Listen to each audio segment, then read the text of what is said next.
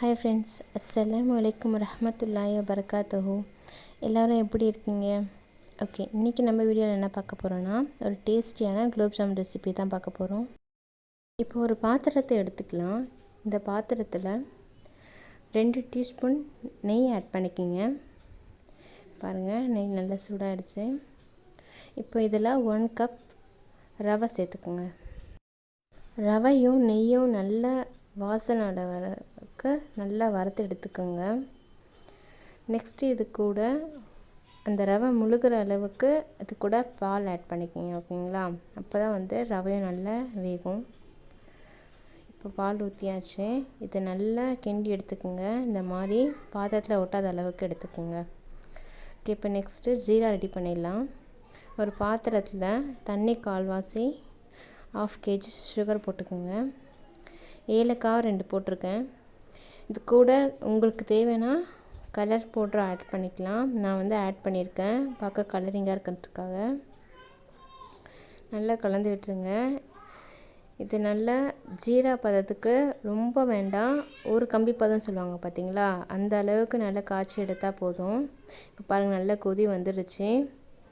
இப்போ ஊற்றும் போதே திக்காக தெரியுது பார்த்தீங்களா? ஓகே, இந்த அளவுக்கு இருந்தாலே போதுமானது. ஓகே, இதை ஆஃப் பண்ணிவிடுவோம். நெக்ஸ்ட்டு நம்ம எடுத்து வச்சுருந்த ரவை, இந்த ரவையை நல்லா பிசைஞ்சு எடுத்துக்கோங்க. இப்போ பாருங்கள், நான் நல்லா பிசைஞ்சு எடுத்துட்டேன். ரொம்ப அழகாக வந்திருக்கு. இப்போ இதில் இன்னும் நல்லா பிசைஞ்சுக்குங்க. நெக்ஸ்ட்டு இதில் ஃப்ளேவருக்காக ஒரு 1/4 மூடி வெனிலா எசன்ஸ் ஊற்றுறேன். இப்போ இதையும் நல்லா பிணைஞ்சிட்ட பிறகு இதில் ஒரு 3/4 கப் மில்க் பவுட்ரு ஆட் பண்ணுறேன்.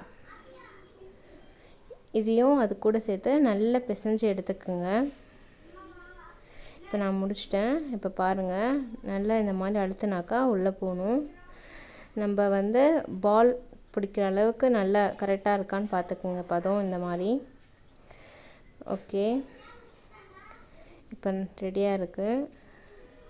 இப்போது இந்த மாவு ரவையிலேருந்து ஒரு 1/4 வாசி எடுத்து இந்த அளவுக்கு எடுத்து இதை தனியாக ஒரு பாத்திரத்தில் போட்டுக்குங்க. இதில் கலர்ஸ் பவுட்ரு கேசரி கலர் நான் ஆட் பண்ணியிருக்கேன்.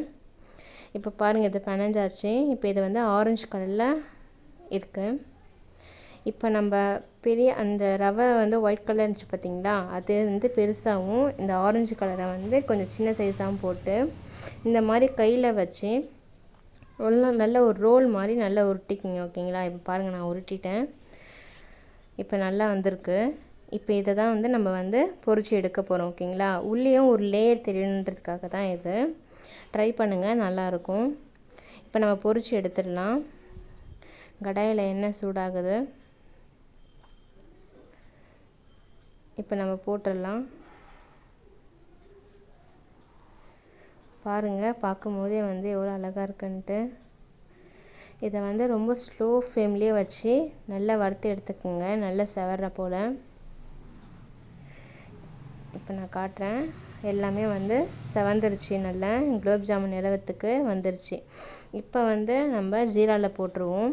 ஜீராவில் போடும்போது ஜீரா கொஞ்சம் சூடாக்கி வச்சுக்கோங்க. அப்போ தான் நல்லா ஊறும். ஓகேங்களா?